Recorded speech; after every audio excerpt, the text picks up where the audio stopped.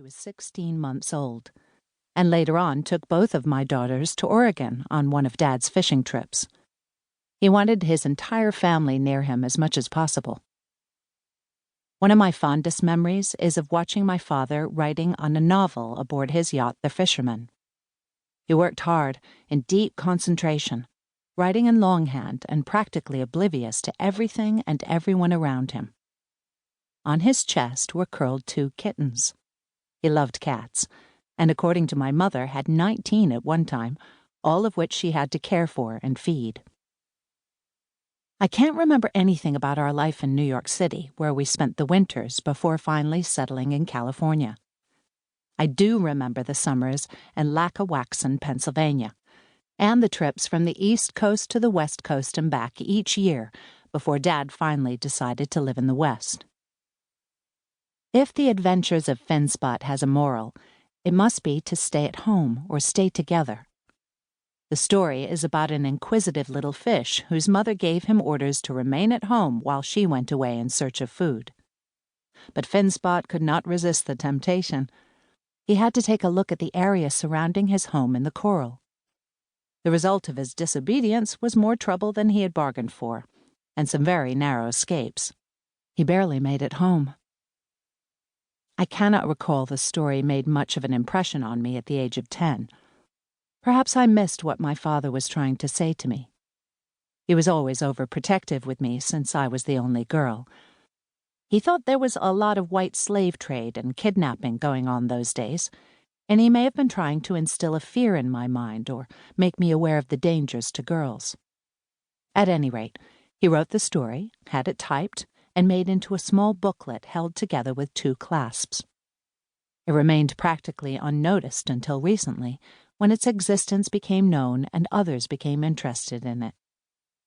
This story is probably my father's only effort at literature directed to a 10-year-old schoolchild. And even today, I think it is a beautiful story.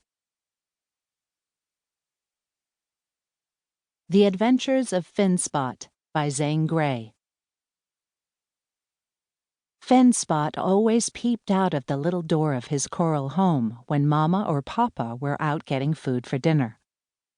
But never before had he seen so many pretty fish and seaweeds and strange things. He could see far away from the coral, through the green water, to where it turned gray and big sea monsters swam like shadows. Finspot grew very excited, and for the first time he wanted to swim out there all by himself. Indeed, he was so excited that his mother caught him sticking out his nose. "Finspot, you are a bad little fish," she scolded, and she spanked him with her tail. It had sharp spikes on it and hurt very much. "Mama, I was only looking," Finspot said, with his tears falling. "Yes, but your mother knows what that means. You want to swim away all by yourself, don't you?" Finspot was hungry and began to eat the bits of moss and coral plants she had brought back in her mouth. For the first time, Finspot had a taste of tiny snails that she crushed with her jaws. They were new food for him, and the more he ate, the hungrier he grew. "Your brother Slash did the very same thing," went on his mamma. "And one time he swam away and never came back. Papa hunted for him and found his scales by a giant crab's hole. Slash had been eaten up." Mama was sobbing now.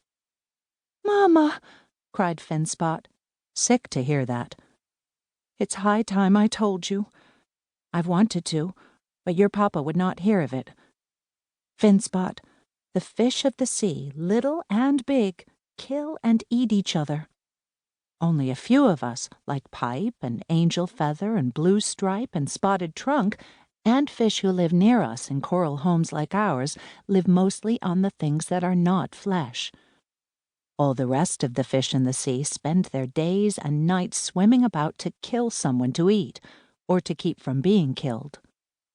And the beasts that are not fish, the moray and the crab, the octopus, the spiders, the terrible sharks, they are worse.